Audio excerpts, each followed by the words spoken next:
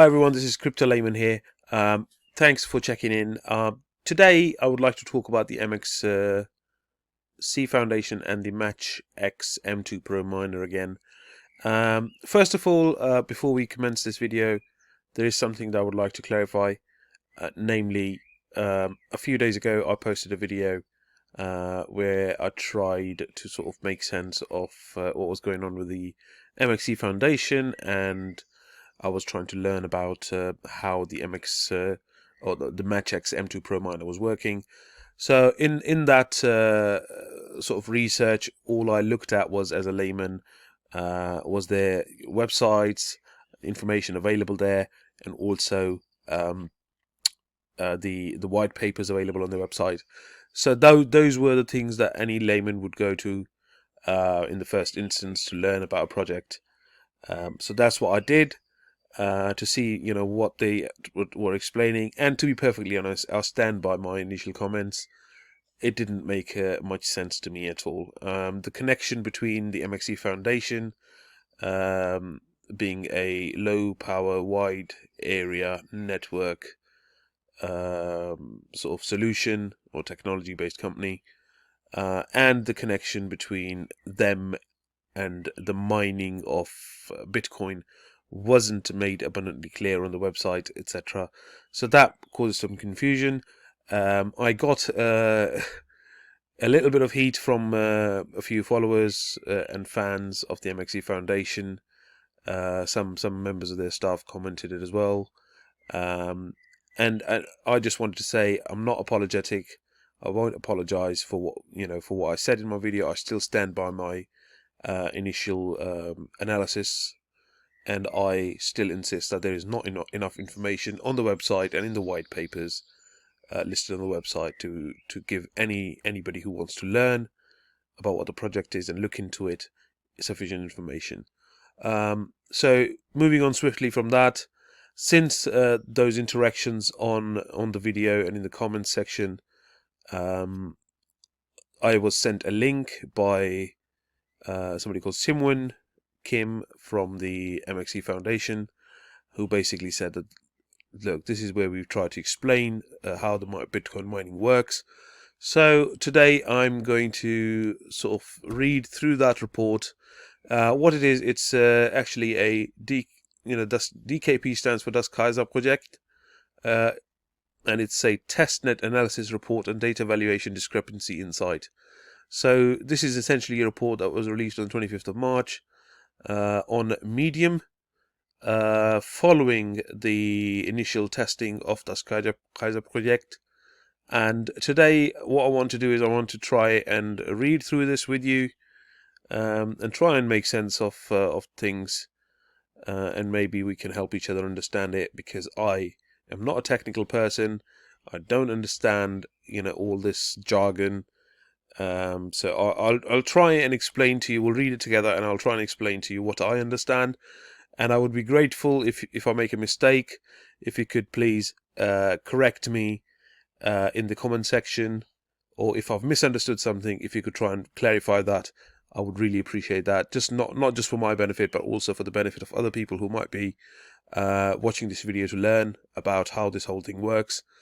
And if it will help the MXC Foundation and the MatchX M2 Pro miner to clarify a few things, and basically hopefully build up some more confidence in the project. So without further ado, we'll just jump into it.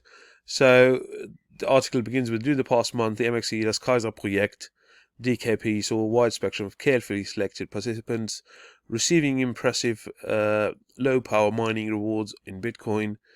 Our final figures show that during the Dislcaimer project testnet, an average of $36.60 worth of Bitcoin was mined per person. So first of all, I want to say, was this over a 30-day period? Because the testing was done over a 30-day period. So did people mine on average $38.60 a day, or was it over 30 days? So that's not clear. And then it goes to explain, how the average power consumed was 60 watts per miner over the course of 30 days. So 2 watts per day. So then we want to say that the DKP testnet was a massive experimental success, etc., etc., and that it has shown that indeed, sort of using the proof of participation model, when that is leveraged, low power Bitcoin mining can be done. So at the moment, from my understanding, Bitcoin mining works with a proof of work algorithm. So essentially, you have to decipher complicated mathematical equations, or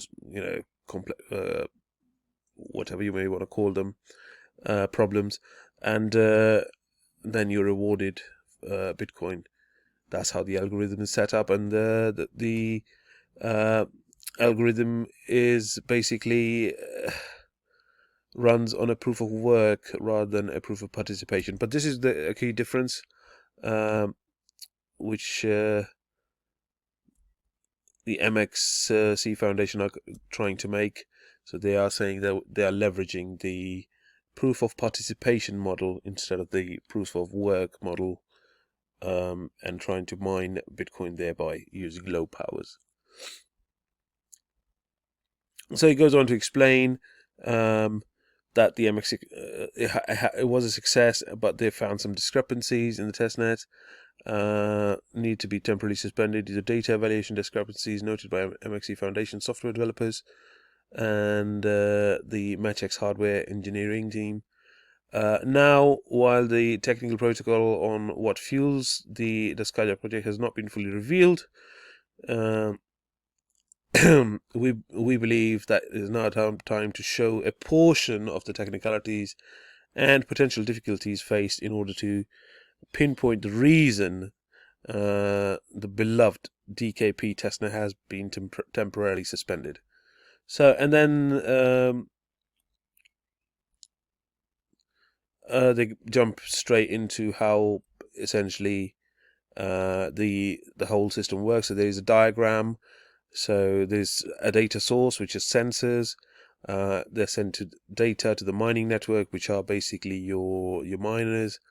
They then process the data and send the data on to the purchaser or receiver, where the data is validated, and then the data is sent to auction, and from the auction there is a DTX value, which is I think we'll get into in a short while, which is probably explained further down. From there they calculated the RM power, which is the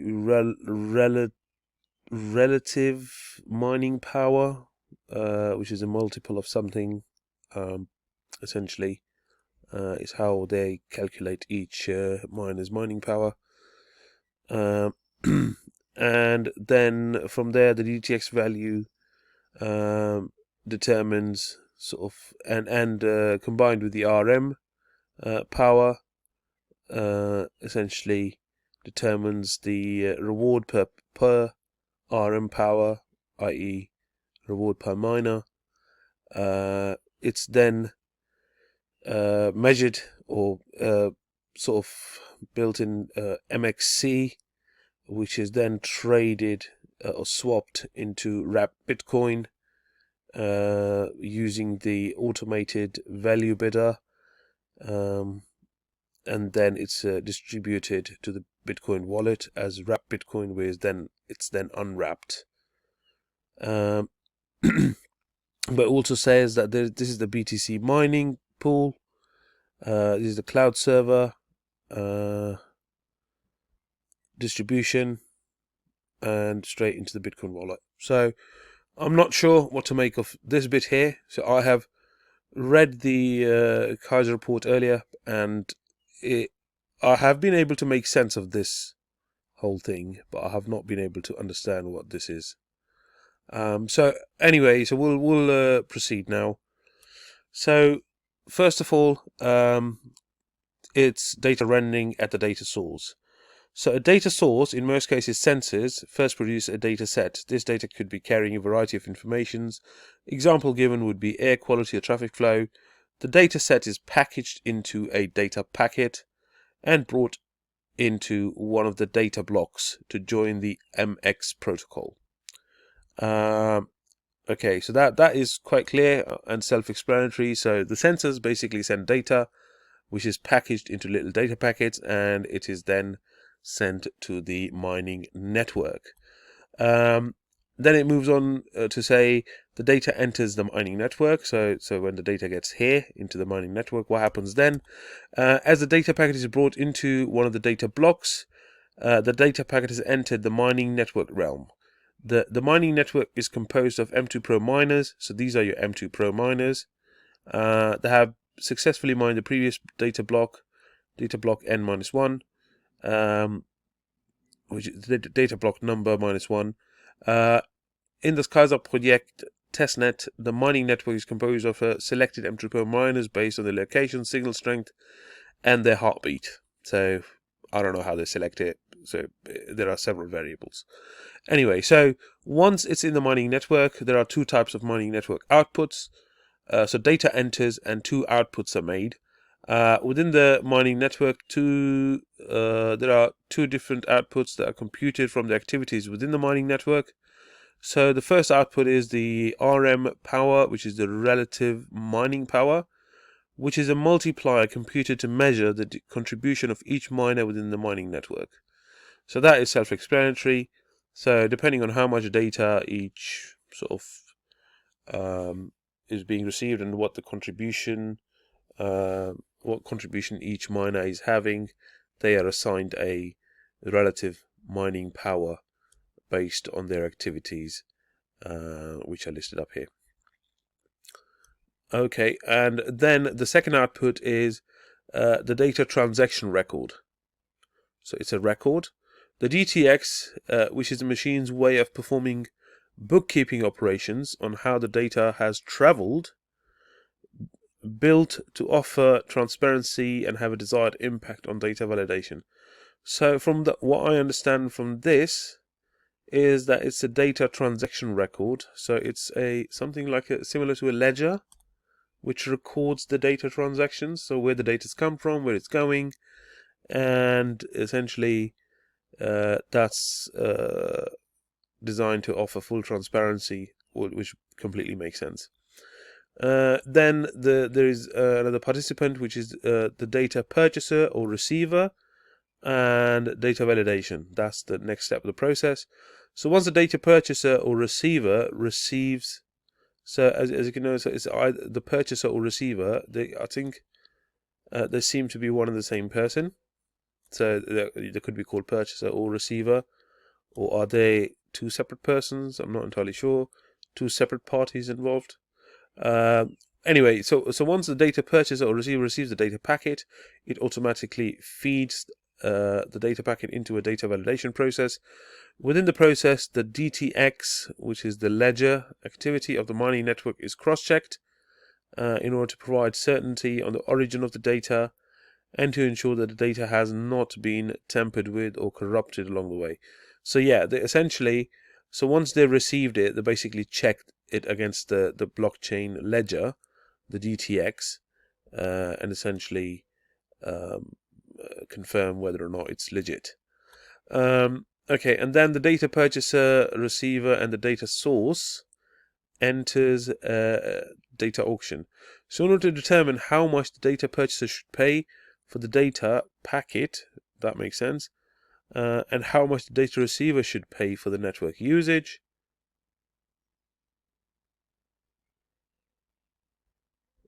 the data packet is put into a data auction in which both the data source and the data purchaser or receiver enters. So they end the data. In order to determine how much data purchaser should pay the data packet, the data packet is put into a data auction. So they so they put the data packet into a data auction process to determine how much the data how much the parties involved should pay. Again, there is a slight sort of thing that I don't understand. Who is the data purchaser and who is the data receiver? So that hasn't been sort of made abundantly clear, but hey ho, that's how it is.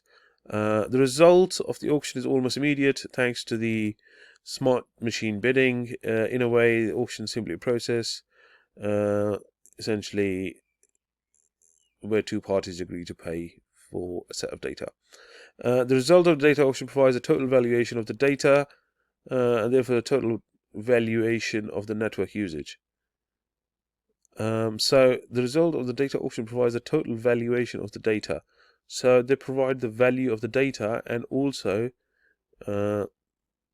which is at the same time the value of the network usage.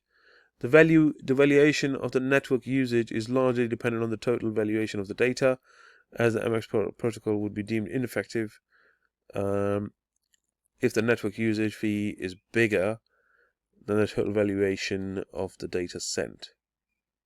Okay, that makes sense. So obviously, if, say, it wouldn't work if you were paying a higher sort of data transfer fee or data usage fee than the actual data packet is worth, then it wouldn't work. So yeah, it makes sense.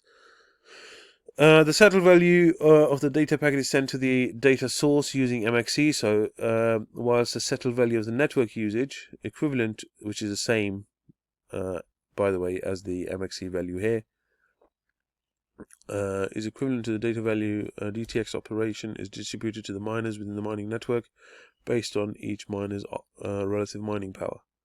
So here is an illustration. Basically, this whole process takes 1.8 seconds. So data purchaser or receiver and the data source, the data packet enters the data auction, and they all pay for it. And the value of the data is determined in MXC tokens, and the value of the data in MXC tokens is also the same as the valuation of the data network usage. And then the DTX value, which I thought was the ledger. How can the ledger be measured in Bitcoin? But I may have misunderstood it. Let's assume it's DTX. Doesn't mean ledger. It's actually the data network usage. I think that's what they're trying to say. So the Skyler project focused on measuring the DTX value in BTC. So that's what the focus is on, in order to ensure the rewards are reflective of the volatility of the Bitcoin. A process had to be implemented to bid for the fair exchange of valuation between determined DTX value from the data auction and the Bitcoin blockchain. And they're saying that shortly before the Skyzer project was launched, an automated value bidder, ABV, was created to perform the bidding process on behalf of the DTX value of the entire mining network involved within the DKP. So yeah, the purpose of the ABV or AVB was to settle on a fair transited valuation of DTX within the Bitcoin network. Okay, right, that's okay. I understand that. Targeting the Bitcoin fee, the underlying notion of the DKP focuses not solely on the Bitcoin mining operation within the Bitcoin network, but on the fact that the mined Bitcoin would have to be moved. Okay, most often the mined BTC is distributed to multiple parties, such as in sort of mining pools. That makes sense. Yes, it has to be moved. Therefore, the notion would also suggest that rather than having AVB perform the bidding for big chunks of Bitcoin, it would be more preferable to perform bidding for the fees that occur during the movement of these freshly mined Bitcoin. Okay, I'm not sure what that means, to be honest. So rather than bidding, so what?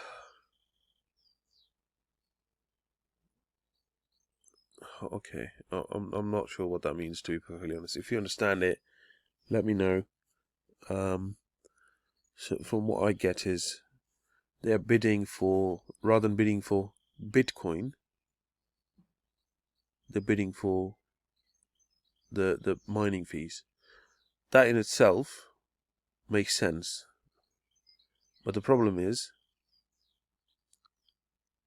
what exactly are they bidding for? Are they bidding for buying Bitcoin and buying, or are they bidding for paying the Bitcoin mining fee in exchange for Bitcoin? I'm not sure what's going on there. Anyway, so moving on. If you understand it, please let me know. There are a few things that I don't get still. It may just be that I've misunderstood it, or it wasn't made abundantly clear in this. But if that makes sense to you, please do feel free to leave a comment. Anyway, this way the transaction size would be smaller, thus being able to target many fee occurrences at a rapid rate, not slowing down the speed of MX protocol. Okay. Swapping Bitcoin for DTX valuation in MXC. So I'm going to just to wrap up the video quickly, I'm going to say, well, this bit essentially says that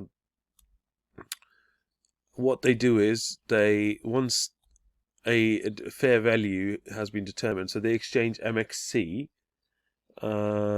since the DTX value is predominantly noted in the MXC coin, they exchange the MXC coin for essentially they swap it using some sort of process, the AVB. They swap it into a portion of the fees into BTC. So essentially, right, so are they buying or exchanging? So they're exchanging the MXC coin for Bitcoin. So once the fair valuation has been determined, it's accepted, and then as accepted as wrapped Bitcoin using the Bitcoin and Ethereum bridge that's already in place. And then the wrapped Bitcoin is essentially distributed to the miners, where the wrapped Bitcoin is then withdrawn to the miners' wallets and unwrapped into Bitcoin using some custodial solutions.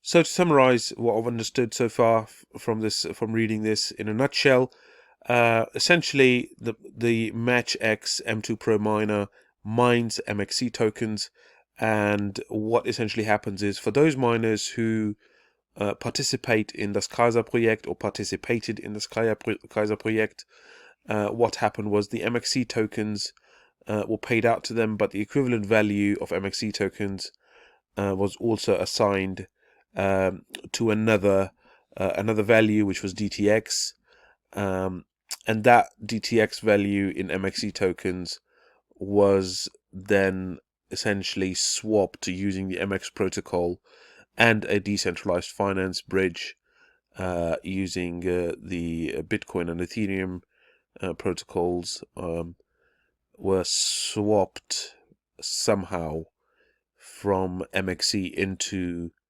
wrapped Bitcoin, and the wrapped Bitcoin is then paid out to the individual miners, participants of das Kaiser project,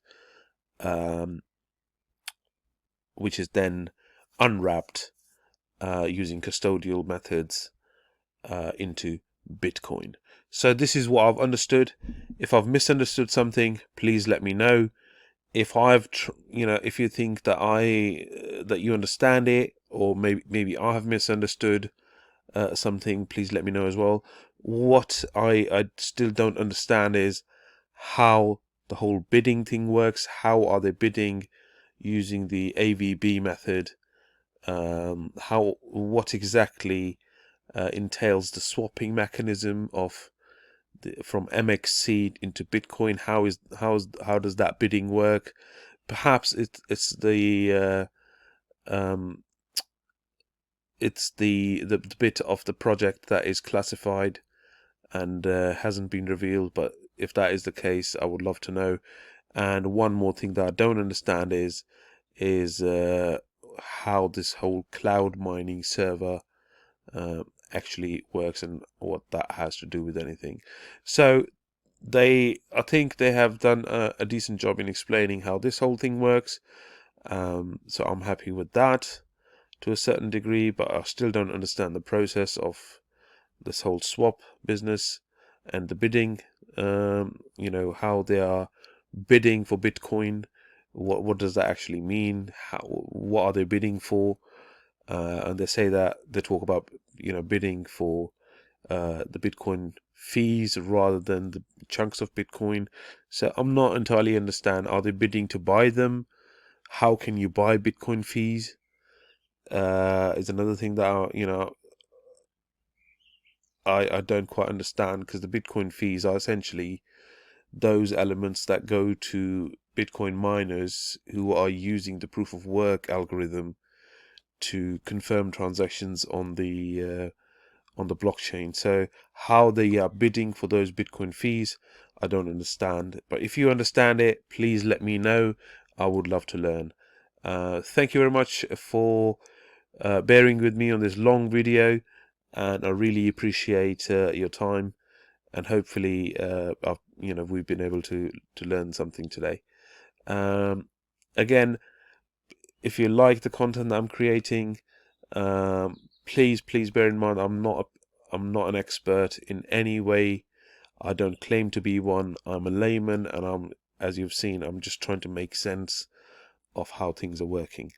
So please like, share, and subscribe to this video and to this channel. And I will speak to you soon. Take care of yourselves. Goodbye.